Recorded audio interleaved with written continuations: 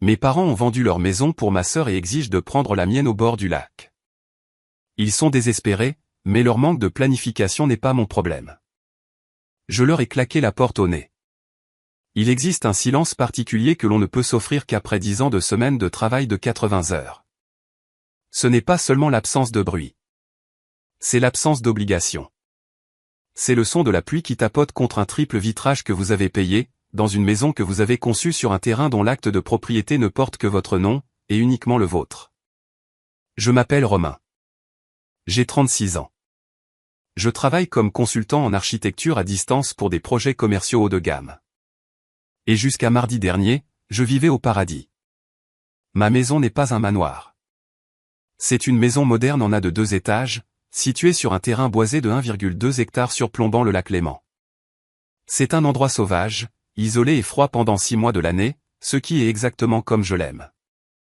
J'ai passé 4 ans à construire cet endroit. J'ai posé les lames de la terrasse une par une. J'ai poncé les poutres apparentes du salon jusqu'à ce que mes empreintes digitales soient presque effacées. Chaque clou, chaque accessoire, chaque centimètre carré de cette maison représente une frontière que j'ai établie entre moi et le monde. Plus précisément, elle représente une frontière entre moi et ma famille. J'aime mes parents, Henri et Jocelyne, de la manière abstraite dont on aime un ouragan qui s'est enfin éloigné en mer. On en apprécie la puissance, mais on ne veut surtout pas qu'il stationne au-dessus de son toit. Depuis 2 ans, je maintiens ce que les thérapeutes appellent un contact limité. J'envoie de généreuses cartes cadeaux pour les anniversaires. J'appelle à Noël et au Nouvel An. Je réponds aux SMS dans les 24 heures, généralement avec des réponses courtes et polies qui ne révèlent absolument aucun détail sur mes finances ou ma vie personnelle. C'est un mardi soir pluvieux que la paix a été rompue. J'étais dans mon bureau à domicile, situé dans la mezzanine qui surplombe le salon principal. La pluie martelait les baies vitrées, transformant le lac extérieur en une masse grise et floue. J'avais mon casque à réduction de bruit, profondément concentré, en train de finaliser un rendu pour un client à Lyon. Mon téléphone était posé face contre le bureau, en mode ne pas déranger. Je n'ai pas entendu le véhicule approcher. L'allée qui mène à ma maison est un chemin de gravier de 400 mètres qui serpente à travers des pépins. Elle est conçue pour être privée. À moins d'être le livreur Amazon ou le type du gaz, vous n'avez aucune raison de vous trouver sur cette route. Ce qui m'a alerté n'était pas un son, mais un éclair de lumière. Une paire de phares plein phare a balayé le plafond voûté de mon salon, tranchant à travers l'éclairage d'ambiance tamisé comme des projecteurs lors d'une évasion de prison. J'ai froncé les sourcils, enlevant mon casque. Ma première pensée a été qu'un livreur s'était perdu. Il était 19h15, il faisait nuit noire dehors et il y avait une tempête.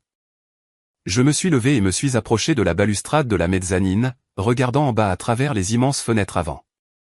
Mon estomac s'est noué. Ce n'était pas une camionnette de livraison. En bas, dans mon allée, bloquant la sortie, se trouvait un camion de déménagement de 20 mètres cubes. Il était massif, tournant bruyamment au ralenti, son pot d'échappement crachant une fumée blanche dans la pluie froide. Derrière lui se trouvait une berline beige que j'ai reconnue instantanément. Une vieille Peugeot 407. La voiture de mon père. Je suis resté figé à la balustrade pendant 10 bonnes secondes, mon cerveau refusant de traiter l'information visuelle. Pourquoi sont-ils ici? Je ne les avais pas invités. Je ne leur avais même pas parlé depuis 3 semaines. J'ai attrapé mon téléphone sur le bureau et j'ai tapoté l'écran. L'icône ne pas déranger était active, mais en dessous se trouvait une liste terrifiante de notifications. 15 appels manqués, tous de maman et papa. 12 SMS. J'ai ouvert le premier SMS de ma mère, envoyé il y a 2 heures. On est presque là. La circulation est horrible. Le deuxième SMS, j'espère que tu as dégagé l'allée. Le troisième SMS, décroche ton téléphone, Romain. Une sensation froide, plus froide que le vent du lac, m'a envahi.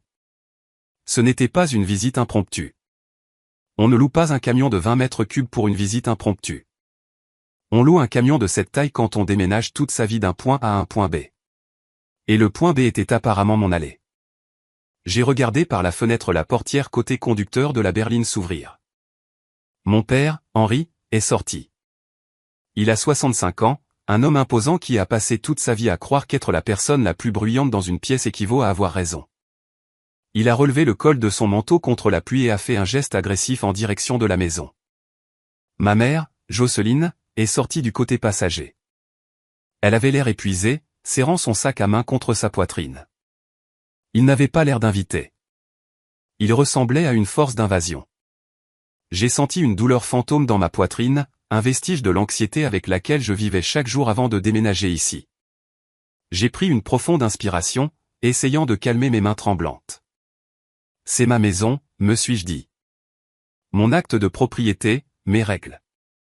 Mais alors que je descendais l'escalier flottant vers le rez-de-chaussée, je savais une chose avec une certitude absolue. Le sanctuaire avait été violé. L'ouragan avait fait demi-tour et il touchait terre. Je n'ai pas immédiatement déverrouillé la porte d'entrée.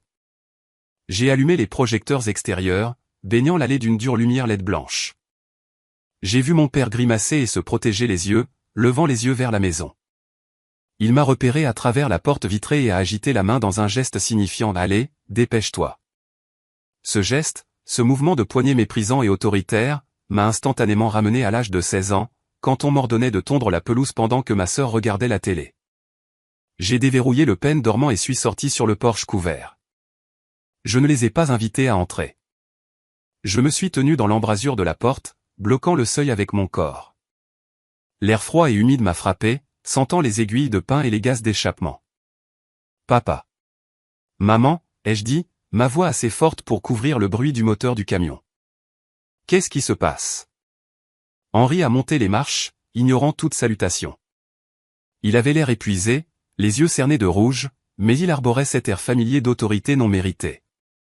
Romain, Dieu merci, a-t-il dit en essuyant la pluie de son front. Le GPS de ce truc est une camelote. On a raté la sortie 2 fois. Allez, prends un manteau.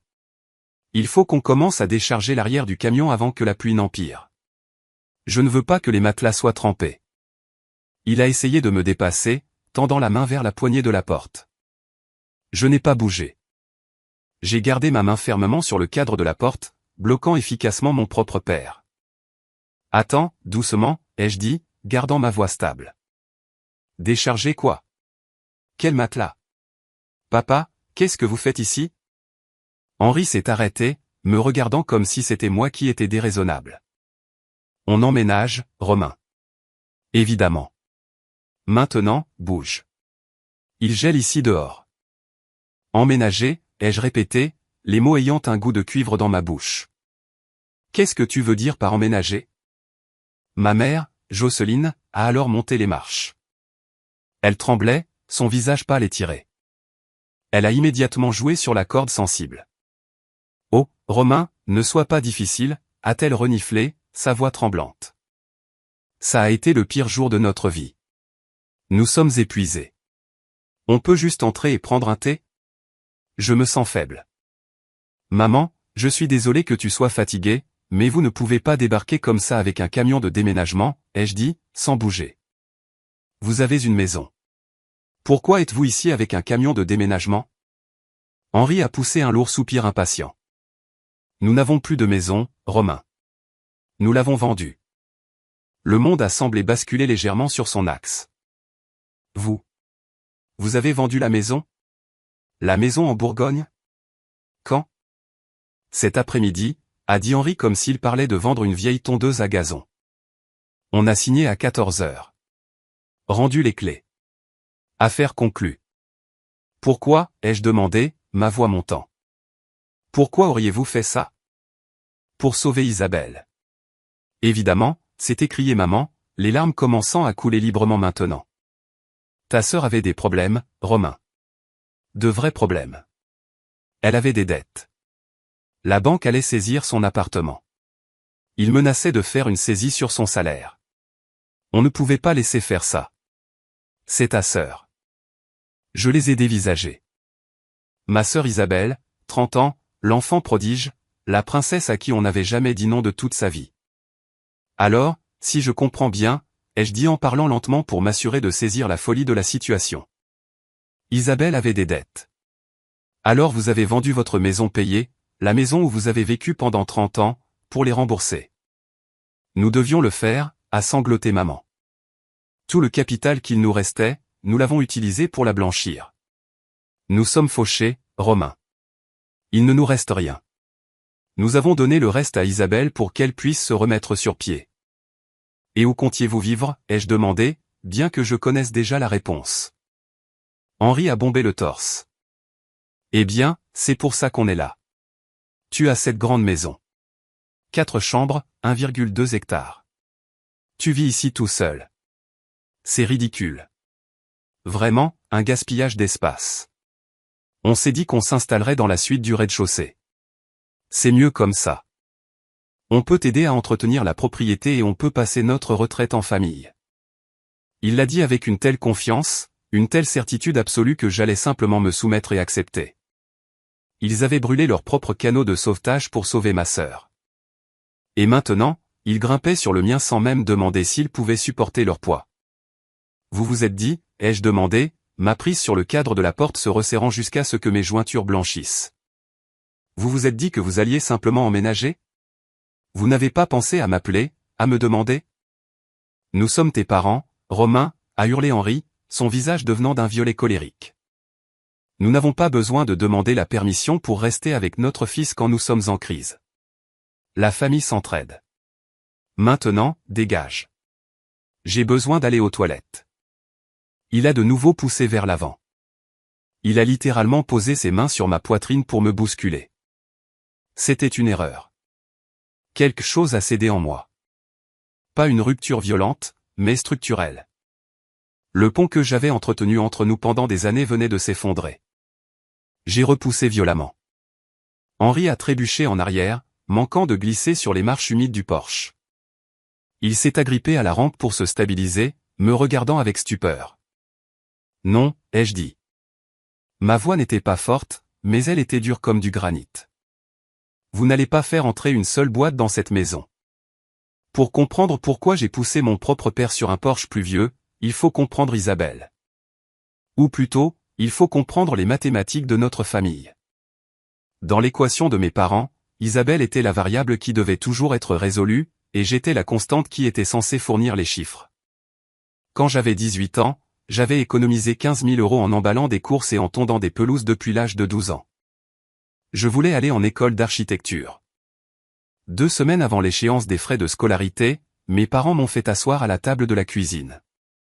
Ils m'ont dit qu'Isabelle, qui avait 22 ans à l'époque, s'était retrouvée dans une histoire d'arnaque à la carte de crédit qu'elle ne comprenait pas. Elle risquait des poursuites judiciaires. Ils avaient besoin d'un avocat. Ils devaient payer le dédommagement. Ils n'ont pas demandé mon argent. Ils m'ont dit qu'ils avaient déjà accédé à mon compte joint, qui était toujours lié au leur parce que j'étais mineur quand je l'avais ouvert, et qu'ils avaient transféré les fonds. Tu peux prendre une année sabbatique, avait dit ma mère en me caressant la main pendant que je restais assis, dans un silence hébété. Tu es intelligent, Romain. Tu trouveras une solution. Isabelle n'est pas aussi forte que toi. Elle a besoin de nous. J'ai pris 3 années sabbatiques. J'ai travaillé dans la construction. J'ai galéré à l'université avec des prêts et l'épuisement. À 25 ans, j'ai acheté ma première voiture décente, une Peugeot 308. Rien d'extraordinaire, mais c'était la mienne. 3 mois plus tard, Isabelle a accidenté son cabriolet en conduisant en état d'ivresse. Elle n'a pas été blessée, mais sa voiture était bonne pour la casse et son permis a été suspendu. Mon père a exigé que je lui prête ma voiture pour qu'elle puisse se rendre à ses entretiens d'embauche. Elle ne pourra pas se remettre sur pied si elle ne peut pas conduire, Romain, avait argumenté papa. J'ai cédé. 2 semaines plus tard, elle a rendu la 308 avec une énorme éraflure sur tout le côté passager et l'intérieur sentant l'herbe et le vomi. Elle n'a jamais payé les réparations. Mes parents m'ont dit d'arrêter d'être si matérialiste. C'était le schéma habituel. Isabelle tombait. J'étais le coussin. Isabelle allumait des incendies. J'étais l'extincteur. Alors, debout sur ce porche, regardant mes parents qui venaient de pulvériser leur propre retraite pour la renflouer une fois de plus, j'ai ressenti une rage si pure qu'elle ressemblait à de la clarté. Où est-elle, ai-je demandé, regardant au-delà d'eux vers la Peugeot. La banquette arrière était pleine d'oreillers et de vêtements en vrac, mais il n'y avait personne. Où est qui, a demandé maman en s'essuyant les yeux. Isabelle, ai-je dit. Si vous avez vendu votre maison pour la sauver et que vous êtes tous sans abri maintenant. Où est-elle? Est-elle dans le camion? Ma mère a hésité. Elle a baissé les yeux sur ses chaussures. Eh bien, a-t-elle commencé, sa voix devenant faible. Elle passe un moment difficile, Romain. Le stress de la dette, les créanciers qui appellent. C'était très traumatisant pour elle. Elle avait besoin de se ressourcer. Quelques jours pour se recentrer. J'ai ri. C'était un son sec, sans humour. Se ressourcèrent. Où est-elle, maman? Elle est à l'hôtel Grand Belvédère, a aboyé papa, intervenant pour la défendre. En ville. Juste pour une semaine. Elle a besoin de décompresser avant de venir nous rejoindre ici. Elle est fragile en ce moment. L'hôtel Grand Belvédère. Je le connaissais. C'était un hôtel spa 4 étoiles à environ 2 heures au sud. Les chambres commençaient à 400 € la nuit. Le calcul m'a frappé instantanément. Laissez-moi voir si j'ai bien compris, ai-je dit en pointant un doigt vers mon père. Vous avez vendu votre maison. Vous êtes actuellement sans abri. Vous êtes sur mon porche sous la pluie en exigeant de vivre dans mon sous-sol. Et Isabelle est dans un spa à 400 € la nuit. Elle souffre, a gémi maman. Tu ne comprends rien à la santé mentale, Romain. Tu as toujours été si froid. Et qui a payé pour le spa, ai-je demandé. Silence. Le seul son était le ronronnement diesel du camion de déménagement. On lui a donné un peu du capital, a marmonné papa en détournant le regard. Pour un nouveau départ. Un nouveau départ, ai-je répété. Elle a 30 ans, papa. Ce n'est pas une adolescente. C'est un trou noir financier. Ne parle pas de ta sœur comme ça, a crié papa en s'avançant de nouveau. C'est exactement pour ça qu'on doit être ici. Pour t'apprendre quelques valeurs familiales. Maintenant, ouvre cette fichue porte. J'ai fini de discuter de ça. Nous sommes tes parents. Nous avons tout sacrifié pour vous, les enfants, et je ne serai pas interrogé sur ton Porsche. Il a de nouveau tendu la main vers la poignée de la porte. Je suis rentré dans la maison et j'ai attrapé la lourde porte en chêne. Vous avez tout sacrifié pour un seul enfant, ai-je dit. Et ce n'était pas moi. Romain, a hurlé maman, réalisant ce que je faisais. Romain, n'ose pas. Allez à l'hôtel avec Isabelle, ai-je dit. Je suis sûr qu'elle a un canapé lit pour vous. Nous n'avons nulle part où aller, a rugi papa. Le camion doit être rendu dans 2 jours. Nous n'avons pas d'argent pour un hôtel. Un manque d'organisation de votre part, ai-je dit, canalisant chaque once de froideur dont il m'avait accusé, ne constitue pas une urgence pour moi. J'ai claqué la porte. J'ai tourné le pêne dormant, puis la serrure secondaire. Ensuite, j'ai engagé la barre de sécurité que j'avais installée à la base de la porte. À travers le verre épais et le bois, j'ai entendu mon père crier mon nom et un bruit sourd alors qu'il donnait un coup de pied dans la porte. J'ai reculé, mon cœur martelant contre mes côtes comme un oiseau piégé. J'ai regardé la poignée de la porte s'agiter violemment. Ils étaient enfermés dehors, mais ils n'étaient pas partis. J'ai éteint la lumière du Porsche, les plongeant dans l'obscurité. Le son d'un homme adulte donnant des coups de pied dans une porte en chêne massif et distinct. C'est un bruit lourd et sourd qui vibre à travers le plancher. Mon père a donné 3 coups de pied dans la porte. Puis les cris ont commencé. Ouvre cette porte, Romain. Je suis sérieux. Ouvre tout de suite ou je la défonce. Je suis resté dans le couloir à environ 1,5 mètre de la porte, regardant la poignée trembler violemment. Mes mains tremblaient, non pas de peur, mais d'adrénaline. C'était ça, l'option nucléaire. J'avais fait la seule chose que l'on n'est jamais censé faire dans une famille comme la mienne. J'avais dit non et je le pensais. Je savais que je ne pouvais pas rester là. Si j'ouvrais la porte maintenant, même juste pour discuter, il se frayerait un chemin à l'intérieur. Et je connaissais la loi, ou du moins j'en savais assez pour être terrifié. Dans de nombreuses juridictions, si quelqu'un reste dans votre maison pendant un certain temps, il reçoit du courrier ou y emménage simplement ses affaires avec votre permission, il peut établir un droit au maintien dans les lieux. Une fois qu'ils sont considérés comme des occupants, on ne peut pas les expulser sans un préavis et une décision de justice. Si je les laissais franchir ce seuil avec leur carton, je vivrais avec eux pendant des mois, peut-être des années. Romain, la voix de maman est passée à travers la vitre, étouffée, mais hystérique. Il gèle ici dehors. Comment peux-tu être si cruel? Nous sommes tes parents. Je me suis dirigé vers l'iPad mural qui contrôlait mon système domotique. J'ai tapoté l'icône de la caméra du perron. L'écran s'est allumé. La caméra de vision nocturne les montrait clairement en noir et blanc. Papa faisait les 100 pas sur le porche, le visage déformé par la rage. Maman était assise sur l'une des chaises Adirondack que j'avais peintes à la main l'été dernier, sanglotant dans ses mains. Au-delà d'eux, la pluie tombait à verse, illuminée par les projecteurs du camion de déménagement toujours au ralenti dans l'allée. J'ai appuyé sur le bouton haut-parleur de l'interface. Ma voix a été projetée par le haut-parleur du Porsche, métallique et détaché. Papa, arrête de donner des coups de pied dans la porte. Papa s'est retourné, cherchant la caméra. Il a repéré la petite lentille noire près de la sonnette. Il s'est approché jusqu'à ce que son visage remplisse l'écran, déformé comme dans un miroir de fête foraine. Lâche, a-t-il craché. Tu te caches derrière une caméra. Sors et affronte-moi comme un homme. Je t'affronte, ai-je dit par l'interphone. Je te dis de partir. Vous ne pouvez pas rester ici. Faites demi-tour avec le camion et allez dans un motel. Nous n'avons pas d'argent pour un motel, a rugi papa. Je t'ai dit que nous avons tout dépensé pour payer les avocats et la banque pour ta sœur. Il nous reste peut-être 200 € jusqu'à ce que ma pension tombe le mois prochain. Nous restons ici.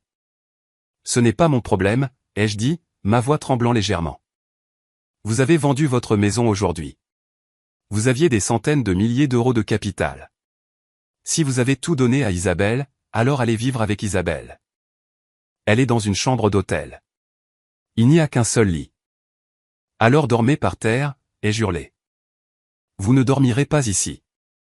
Je t'ai élevé, a crié papa en frappant le revêtement de la maison. Je t'ai nourri.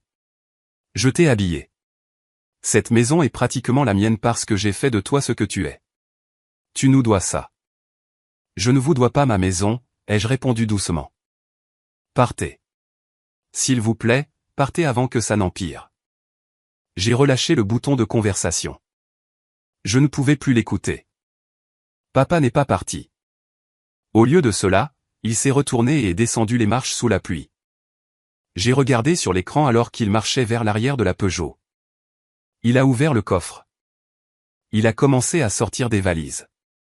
Puis il est allé à l'arrière du camion de déménagement et a roulé la porte. Il a sorti une lourde boîte en carton marquée cuisine. Il a porté la boîte dans l'allée et l'a jetée en plein milieu de ma pelouse parfaitement entretenue. Puis il est retourné en chercher une autre. Il déchargeait le camion là, dans l'allée. Mon estomac s'est tordu. C'était une démonstration de force.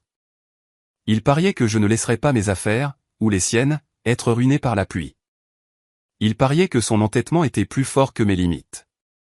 Il ne partira pas, ai-je murmuré à la pièce vide. Je suis allé à la cuisine et me suis versé un verre d'eau. Mes mains tremblaient tellement que j'en ai renversé la moitié sur le comptoir. J'ai regardé l'heure, 20h30.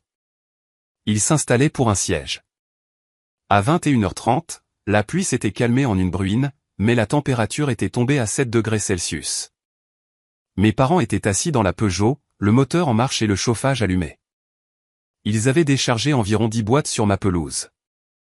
Le carton était détrempé et s'effondrait, déversant ce qui ressemblait à de vieux Tupperware et des albums photos sur l'herbe mouillée. J'étais assis dans le noir dans mon salon, la seule lumière provenant de l'écran de l'iPad sur le mur et de mon téléphone dans ma main. Mon téléphone vibrait toutes les 30 secondes. Dans les dynamiques familiales narcissiques, il existe un terme pour les personnes que l'agresseur recrute pour harceler la victime, les singes volants, nommés d'après les spires de la sorcière dans Le Magicien d'Oz. Mes singes volants attaquaient en essaim. D'abord, ce fut tante Claire. C'est la sœur de ma mère et le centre des commérages de la famille. SMS de Claire, Romain, je viens de voir la publication de ta mère sur Facebook. Je tremble de colère. Comment as-tu pu? Ils sont âgés. Ils dorment dans une voiture. Tu es un monstre. J'ai ouvert Facebook contre mon meilleur jugement. C'était là. Ma mère avait posté une photo d'elle en train de pleurer sur le siège avant de la Peugeot, éclairée par les lumières du tableau de bord. La légende disait, le cœur brisé. Notre propre fils nous a enfermés dehors dans le froid après que nous ayons sacrifié notre maison pour sauver la famille. Sans abri et gelé. Priez pour nous. Nous voulions juste voir notre petit chien. Elle n'a même pas mentionné Isabelle. Elle n'a pas mentionné le spa. Juste sacrifié pour sauver la famille. Les commentaires affluaient. Oh mon Dieu, Jocelyne, c'est terrible. Où habite-t-il? Je vais venir défoncer sa porte. Gamin ingrat. Déshérite-le. Puis est venu un SMS de mon cousin Michel. SMS de Michel, mec, c'est quoi ce bordel? Laisse-les entrer. T'es sérieux là? Tonton Henri fait de l'hypertension. J'ai commencé à taper une réponse à Michel. Ils ont vendu leur maison pour payer les dettes de jeu d'Isabelle et ont exigé d'emménager sans préavis. J'ai survolé le bouton d'envoi. Puis je l'ai effacé. Expliquer n'aiderait pas. Ils avaient déjà choisi un camp. L'histoire était déjà écrite. J'étais le méchant. J'ai levé les yeux vers le moniteur de sécurité. Papa était de nouveau sorti de la voiture. Il faisait le tour de la maison avec une lampe de poche. Il vérifiait les fenêtres. Mon rythme cardiaque s'est accéléré. Il n'attendait plus seulement. Il cherchait un moyen d'entrer. Je l'ai regardé essayer de faire glisser la fenêtre de la salle à manger vers le haut. Verrouillé. Il s'est déplacé vers la fenêtre du sous-sol. Il a éclairé la cour anglaise. J'ai attrapé mon téléphone et composé le numéro fixe de mon voisin, Monsieur Hébert. Il vit à environ 800 mètres sur la route. C'est un ancien militaire et il est plutôt discret. Allô? La voix bourrue d'Hébert a répondu. Monsieur Hébert, c'est Romain, de la Maison du Lac. Tout va bien, mon garçon?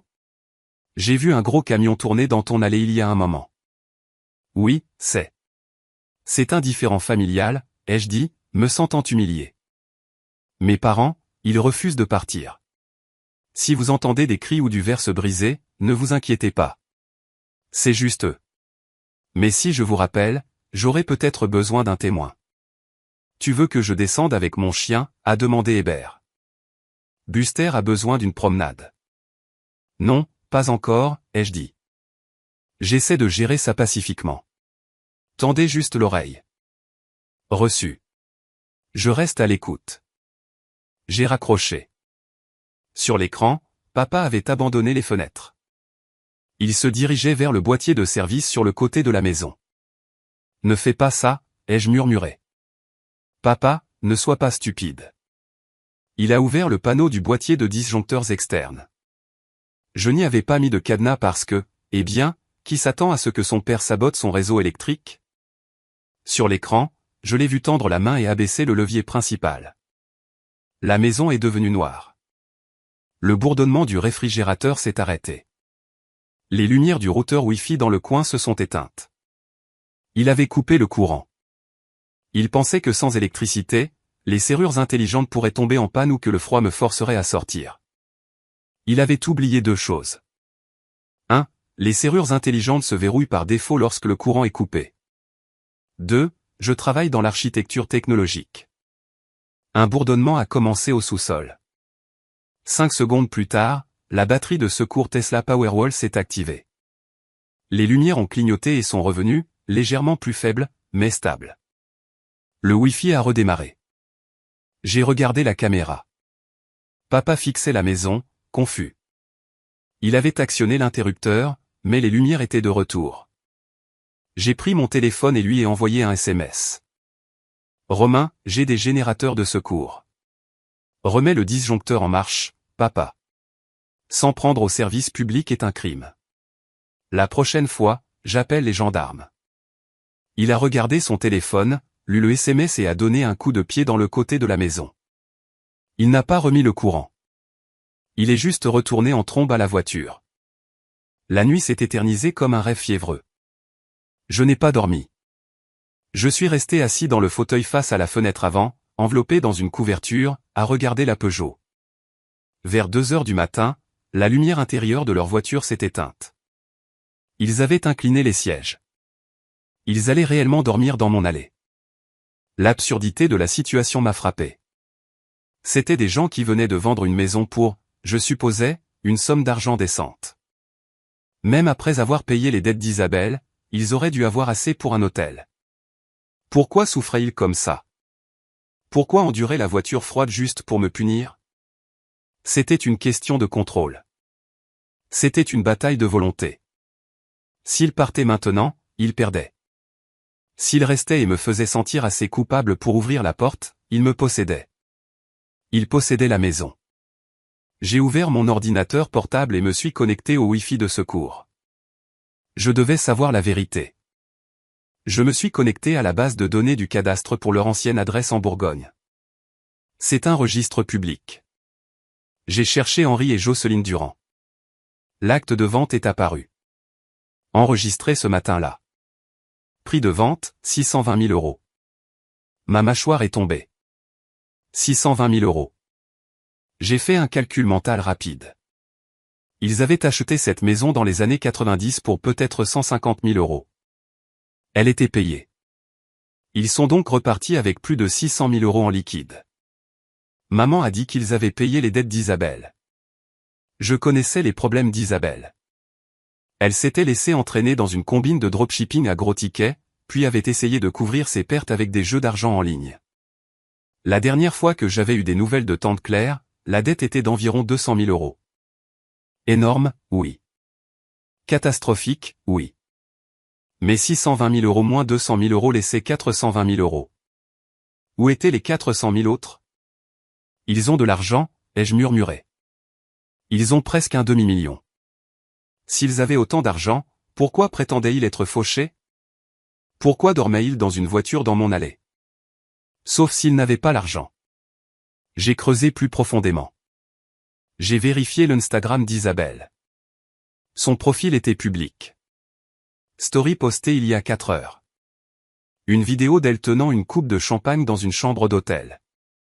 Lieu, hôtel Grand Belvédère et Spa. Légende, nouveau départ. Je manifeste l'abondance. Béni nouveau départ reine de la crypto. Attends. Reine de la crypto? J'ai fait défiler 2 jours en arrière. Elle avait posté une photo d'un cabriolet Porsche Boxster jaune avec un énorme nœud rouge dessus. Légende, merci maman et papa de croire en ma vision. Véhicule d'investissement sécurisé. Je me suis senti mal, physiquement mal.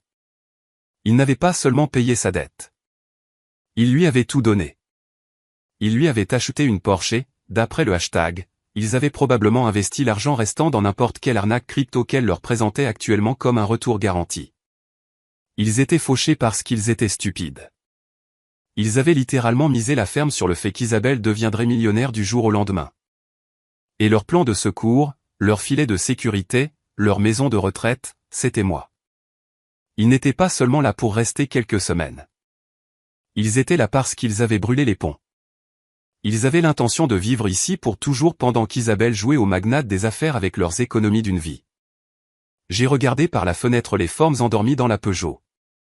La pitié que j'avais ressentie plus tôt s'est évaporée. Elle a été remplacée par une résolution froide et dure. Je ne protégeais plus ma maison. Je protégeais mon avenir d'être liquidé pour alimenter les délires d'Isabelle. Le soleil a commencé à se lever vers 6h30, jetant une lumière grise et morne sur l'allée mouillée. La pluie avait cessé. Les boîtes sur la pelouse étaient des tas de bouillie détrempés. Je me suis levé et me suis étiré. Mes muscles étaient raides. Je suis allé à la cuisine et j'ai mis en marche la cafetière. L'odeur du café infusé a rempli la maison.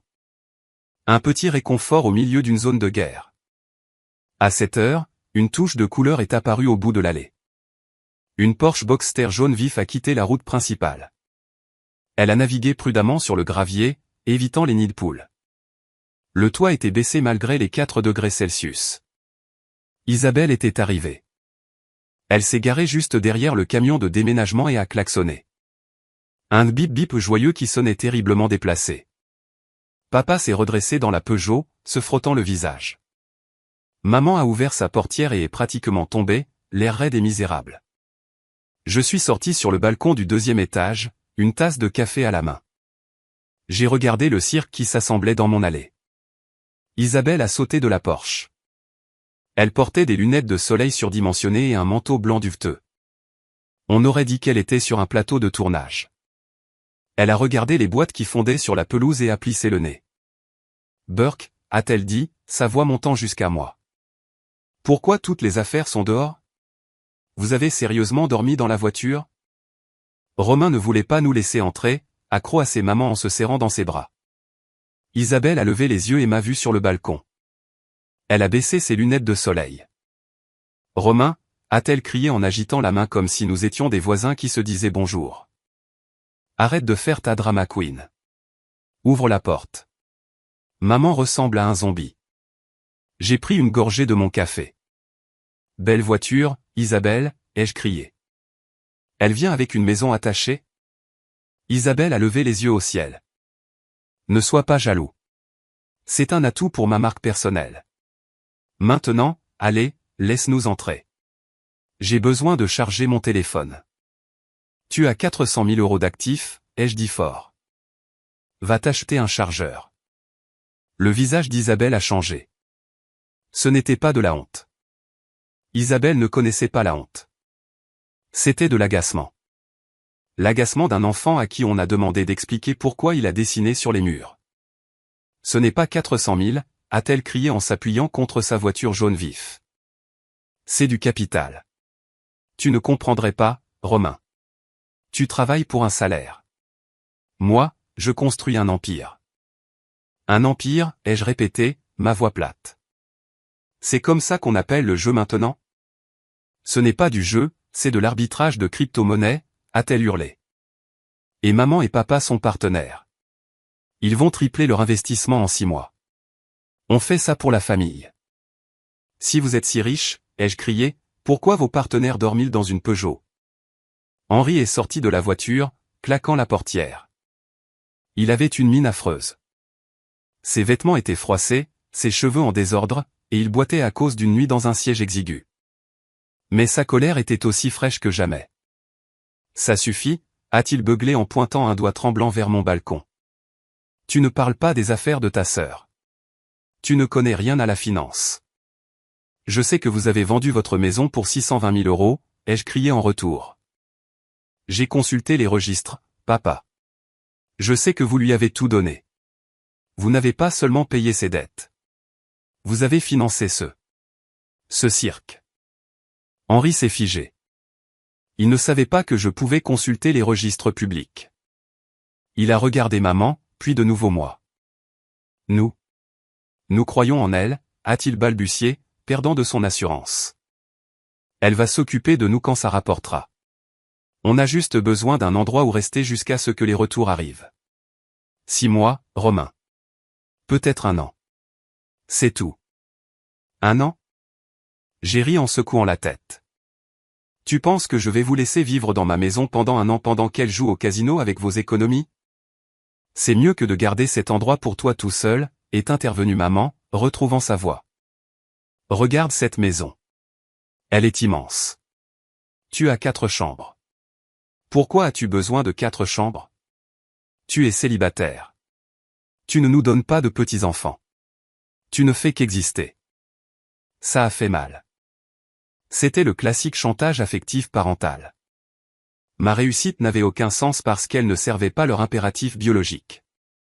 C'est ma maison, ai-je dit en agrippant la rampe, pas un hôtel, pas un refuge pour sans-abri pour mauvais investisseurs. Faites demi-tour. Allez dans un motel avec l'argent qu'il vous reste. On a dépensé le reste pour la voiture, a lâché Isabelle. Je l'ai dévisagé. Quoi? La Porsche, a-t-elle dit en caressant le capot de la voiture comme si c'était un animal de compagnie. On avait besoin d'un véhicule de société qui projette le succès. Tu ne peux pas te présenter à des réunions d'investisseurs en Peugeot. On a utilisé le reste de l'argent pour la compte et le leasing. On est techniquement illiquide en ce moment. Illiquide. Ils étaient fauchés. Ils avaient littéralement 0 €.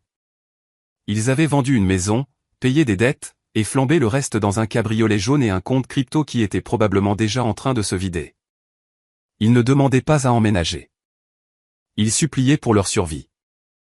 Mais en les regardant, l'arrogance d'Isabelle, le sentiment de droit de papa, la manipulation de maman, j'ai réalisé quelque chose de terrifiant. Si je les laissais entrer maintenant, ils ne partiraient jamais.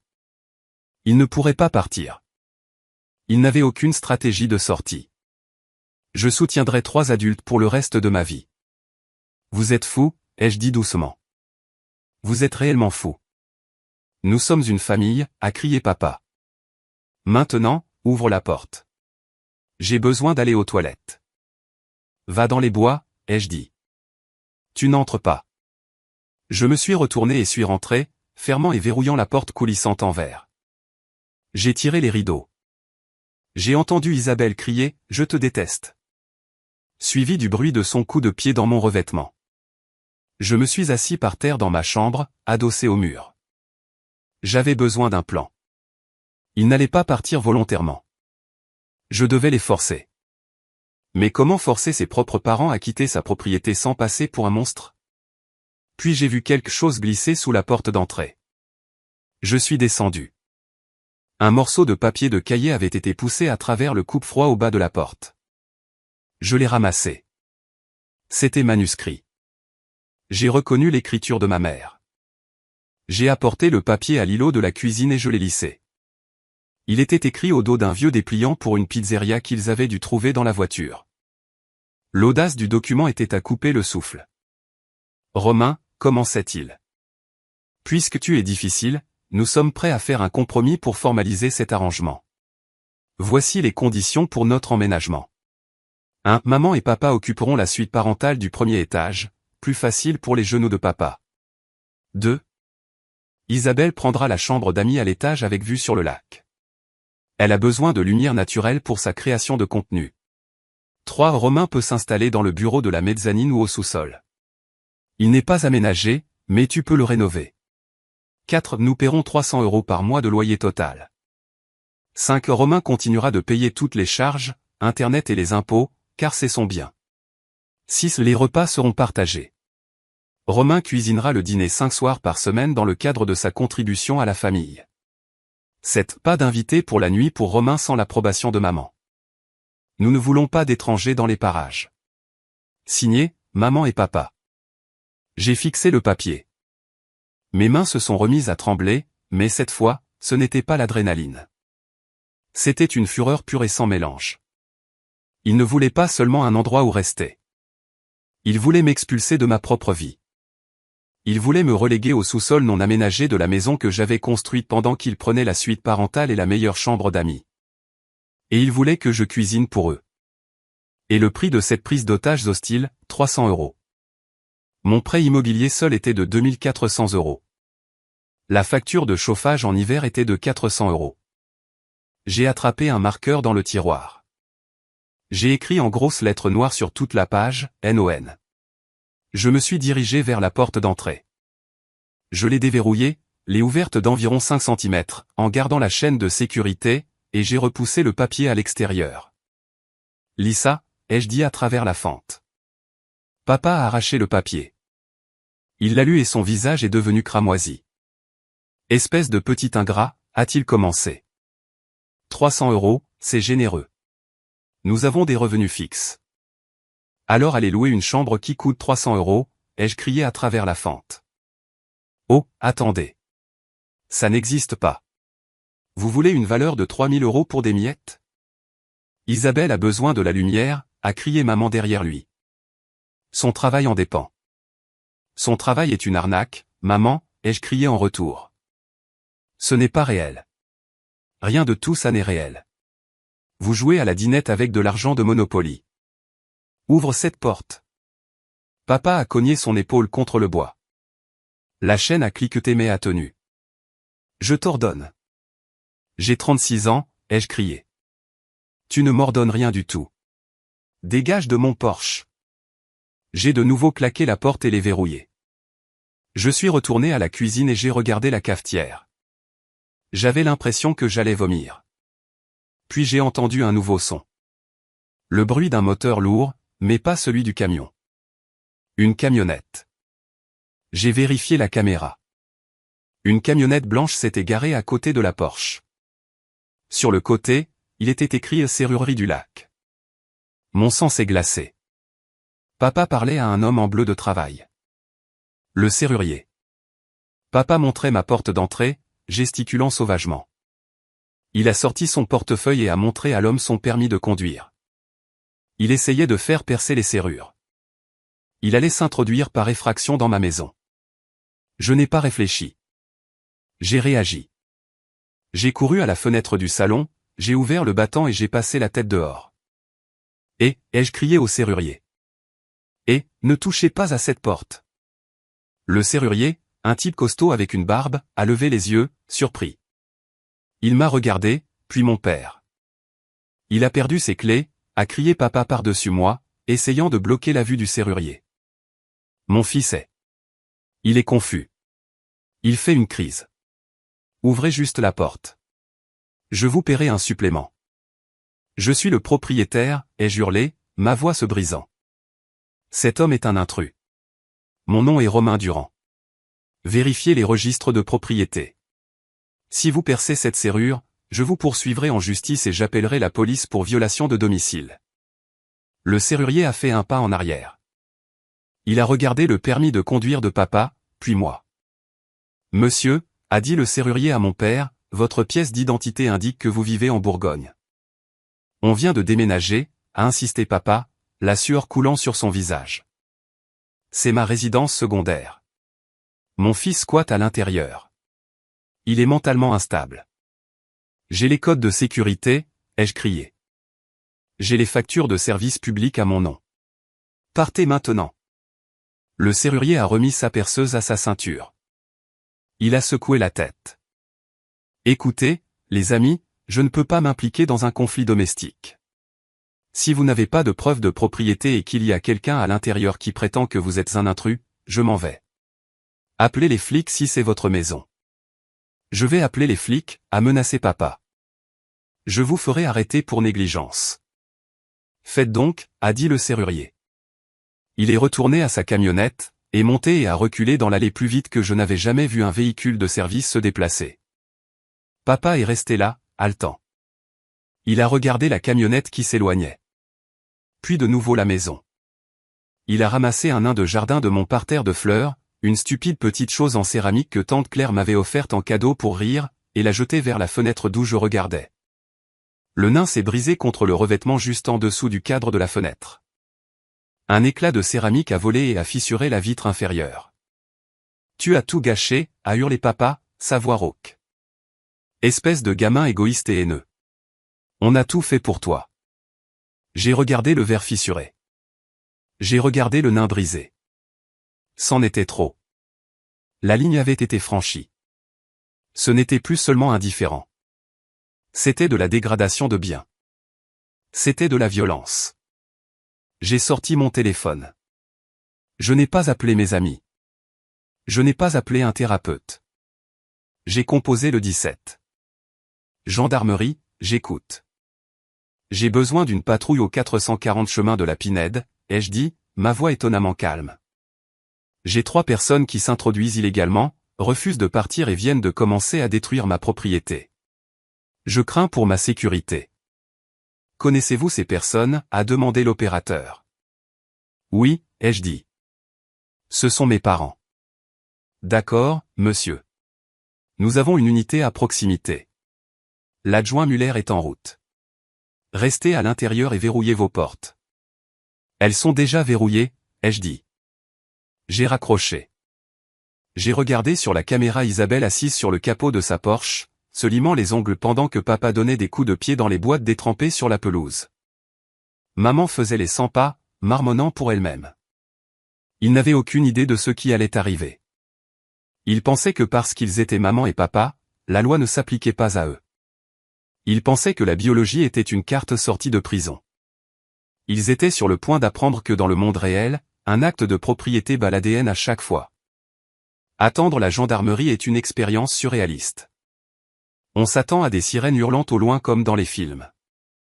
Mais ici, au bord du lac, c'est juste le silence.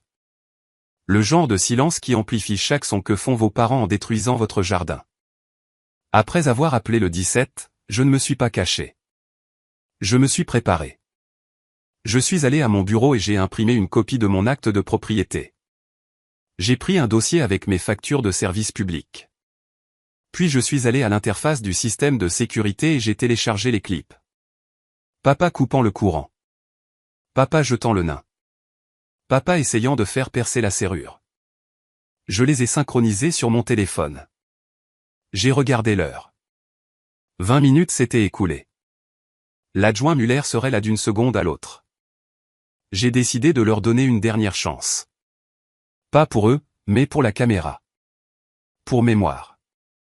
J'ai déverrouillé la porte d'entrée et suis de nouveau sorti sur le porche. La pluie avait cessé, laissant l'air vif et froid. Papa était assis sur le pare-choc du camion, la tête dans les mains. Maman était appuyée contre la porche, parlant à Isabelle. Quand la porte s'est ouverte, ils ont tous levé les yeux. Enfin, s'est exclamé maman en se détachant de la voiture. Tu as retrouvé la raison. On gèle, Romain. J'ai levé mon téléphone, l'écran tourné vers eux. Le point rouge d'enregistrement clignotait. J'enregistre ceci, ai-je annoncé fort. C'est votre dernier avertissement. Vous êtes en violation de propriété privée. Vous avez détruit ma propriété. La police est en route. Si vous partez maintenant, montez dans vos voitures et partez, je dirai aux gendarmes de vous laisser partir avec un avertissement. Si vous êtes toujours là quand il arrivera, je porterai plainte. Papa s'est levé, son visage rougissant de nouveau. Tu as appelé les flics contre nous? Contre ton propre père? Tu as jeté une brique sur ma fenêtre, papa, ai-je crié en montrant le nain brisé sur l'herbe. Tu as coupé mon électricité. Ce n'est pas de l'éducation. C'est du vandalisme. C'était un accident, a menti papa en regardant la caméra du téléphone. J'ai glissé. Le nain est tombé. Je l'ai en vidéo, papa, ai-je dit froidement. J'ai tout en vidéo. Le boîtier électrique, le serrurier, tout. Isabelle a sauté du capot de la Porsche. Elle a baissé ses lunettes de soleil, me regardant avec un pur venin. Tu es un tel loser, Romain, a-t-elle ricané. Tu crois que la police va nous arrêter? Nous sommes ta famille. C'est un litige civil. Ils vont te dire de nous laisser entrer parce que nous sommes résidents. Vous n'êtes pas résident, ai-je dit. Vous n'avez jamais passé une nuit ici. Vous n'avez pas de courrier ici. Vous n'avez pas de clé. Nous avons des affaires ici, a crié papa en montrant les boîtes détrempées sur la pelouse. Ça établit la résidence. Ça établit un dépôt d'ordures, ai-je corrigé. Laisse-nous juste entrer, a gémi maman, essayant à nouveau le chantage affectif. Romain, s'il te plaît. Où sommes-nous censés aller? Nous avons vendu la maison. Nous n'avons rien. Vous avez une Porsche, ai-je dit en regardant la voiture jaune. Vendez-la. Ça fait 50 000 € direct. Ça paie beaucoup de nuits d'hôtel. On ne peut pas la vendre, a crié Isabelle. C'est un leasing et la pénalité pour le rompre est énorme. J'ai ri. J'ai littéralement ri aux éclats. C'était un son sombre et amer. Alors, vous avez loué une voiture de luxe avec vos derniers sous, ai-je dit en secouant la tête. Et maintenant vous voulez que je subventionne votre stupidité. Non, absolument pas. Le voilà qui arrive, a dit papa en regardant au bout de l'allée. Une voiture de gendarmerie, un SUV blanc avec gendarmerie en lettres dorées, a crissé sur l'allée de gravier. Elle n'a pas utilisé de sirène, juste les gyrophares bleus se reflétant sur les arbres mouillés. Bien, a dit papa en ajustant sa veste. Je vais lui parler. Je vais lui expliquer que tu fais une dépression nerveuse et que tu nous enfermes hors de notre propre maison. Vas-y, ai-je dit. Parle. La voiture s'est arrêtée derrière le camion de déménagement. L'adjoint Muller est sorti. C'est un grand type, fin de la quarantaine, qui connaît tout le monde dans le département. Il est venu à des barbecues chez moi. Il sait que je ne suis pas instable. Bonjour, tout le monde, a dit Muller en ajustant sa ceinture. Il a regardé les boîtes sur la pelouse, la Porsche jaune et le nain brisé. On dirait une sacrée fête. Monsieur l'agent, s'est précipité papa, prenant sa voix de citoyen respectable. Dieu merci, vous êtes là. Mon fils, il est là-haut sur le porche. Il fait une sorte de crise. Il nous enferme hors de notre résidence secondaire. On vient d'emménager et il refuse de nous laisser décharger. Muller m'a regardé. Bonjour, Romain. Bonjour, Jim, ai-je dit. Je ne fais pas de crise. Ces personnes s'introduisent illégalement. Illégalement, a hurlé maman. Nous sommes ses parents. Comment pouvons-nous être des intrus? Vivez-vous ici, madame, a demandé Muller calmement. Oui, a interrompu papa. Nous avons emménagé aujourd'hui. Vous voyez le camion? Avez-vous un bail, a demandé Muller. Ou un acte de propriété? Nous avons un accord verbal, a menti papa.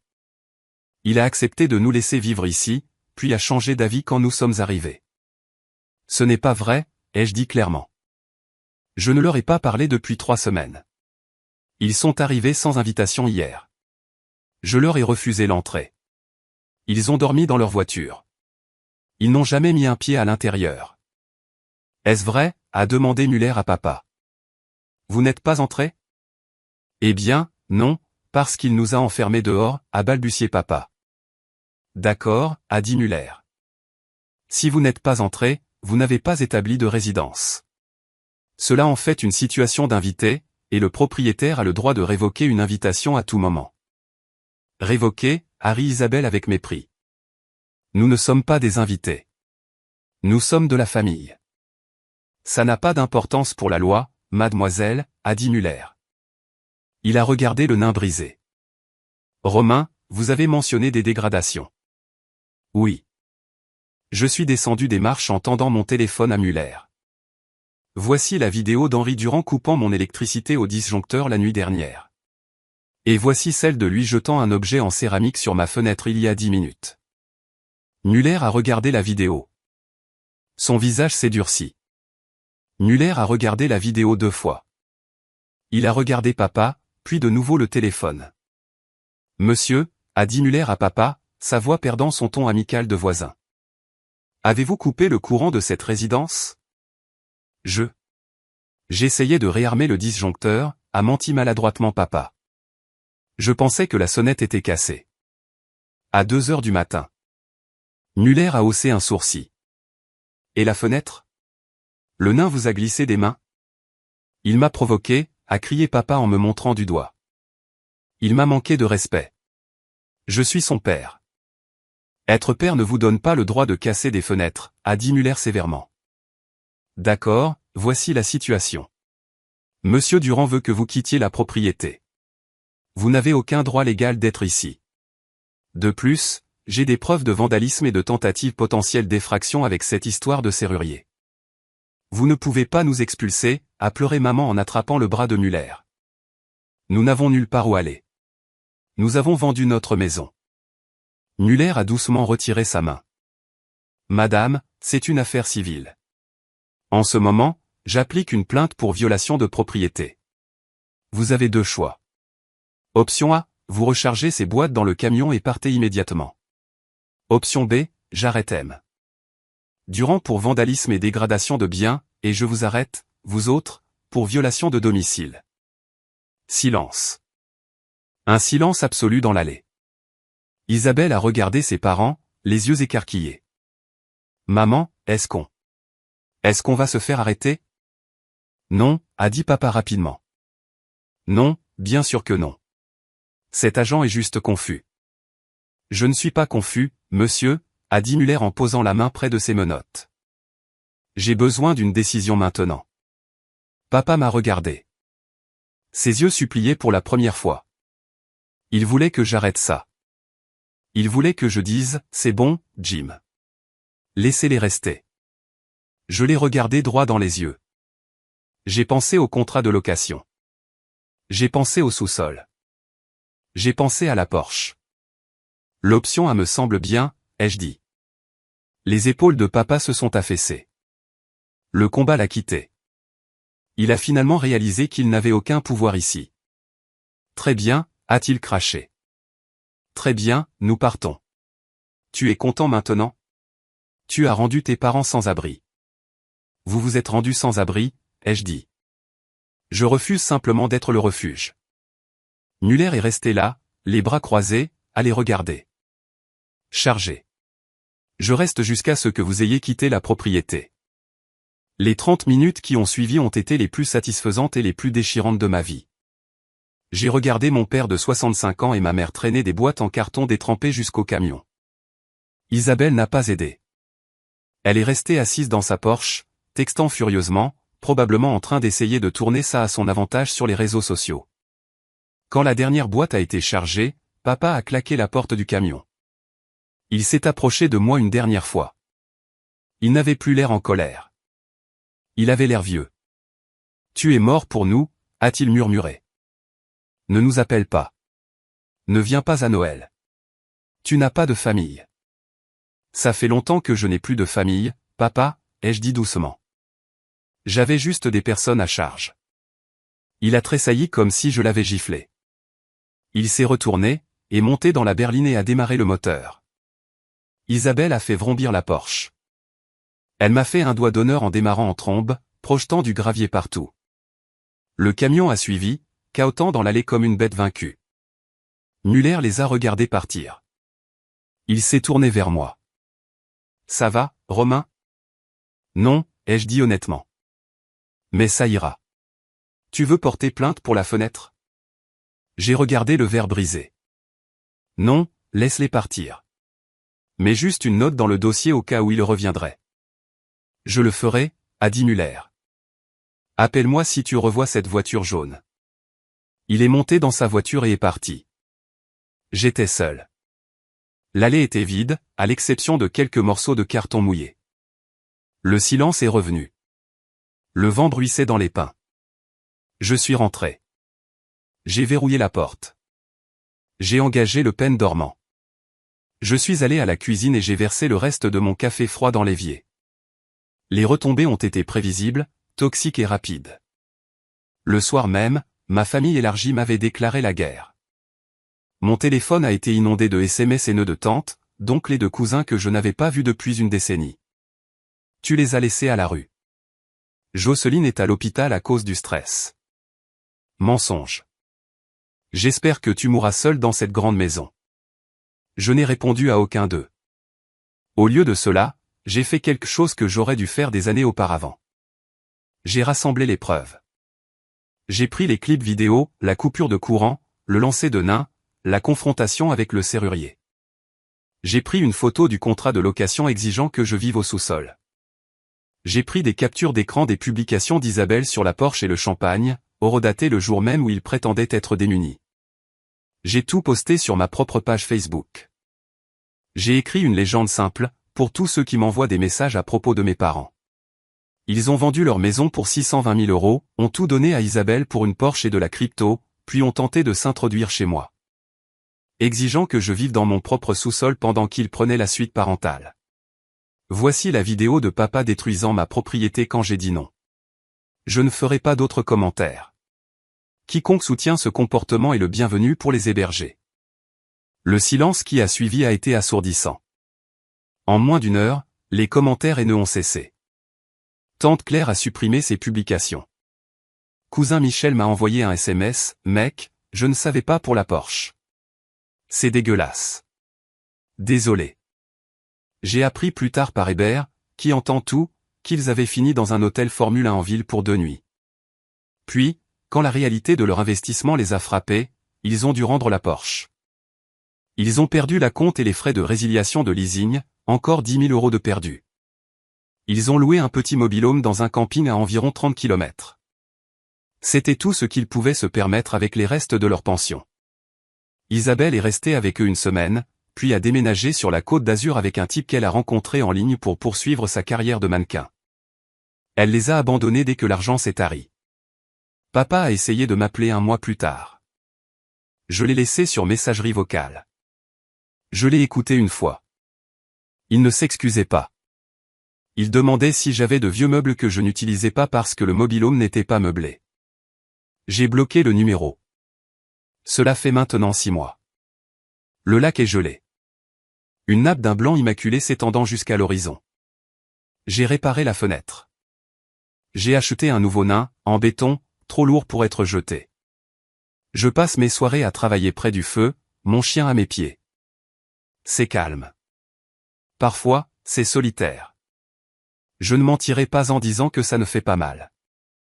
Il y a une sorte de deuil spécifique à réaliser qu'on est effectivement un orphelin parce que ses parents ont choisi leur ego plutôt que leur relation. Mais ensuite, je regarde autour de moi.